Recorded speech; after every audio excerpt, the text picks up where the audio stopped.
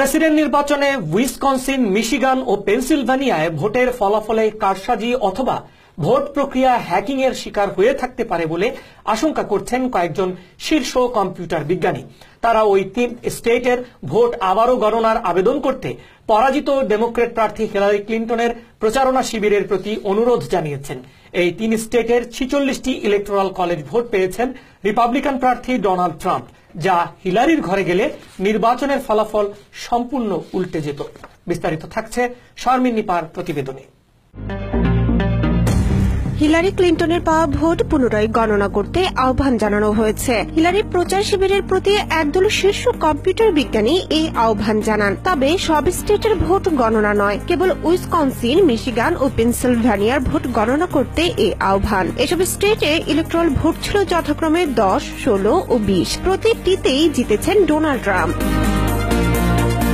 Hillary ক্লিন্টনের campaign team হয়তো ভাবছে না, তবে কম্পিউটার বিজ্ঞানী ও নির্বাচন কৌশলীরা এমনটাই মনে করছেন যে গত 8 নভেম্বরের নির্বাচনে হিলারির যে হার হয়েছে তাকে চ্যালেঞ্জ করার মতো তথ্য উপাত্ত রয়েছে।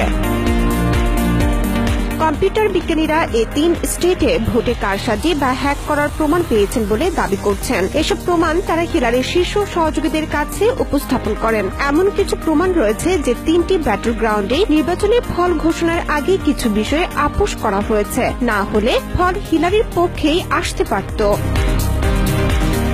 বিশ্লেষকরা দেখিয়েছেন উইসকনসিনে হিলারি 7% ভোট কম পেয়েছেন সেই সব কাউন্টিতে যেখানে ইলেকট্রিক ভোটিং মেশিনেই ছিল নির্ভরতা। আর যেসব কাউন্টিতে অপটিক্যাল স্ক্যানার ও পেপার ব্যালট দিয়ে ভোট হয়েছে সেগুলোতে তার ভোটই বেশি ছিল। এই হিসাবটা দেখাচ্ছে সব মিলে ওইসব কাউন্টিতে হিলারি অন্তত 30,000 ভোট বঞ্চিত হয়েছেন, আর এই স্টেটে তিনি হেরেছেন 27,000 ভোটে।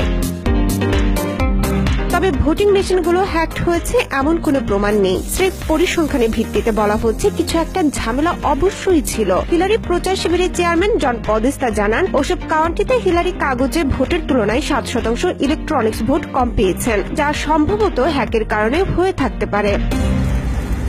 Sharmin Nipa, TVN 24 news desk.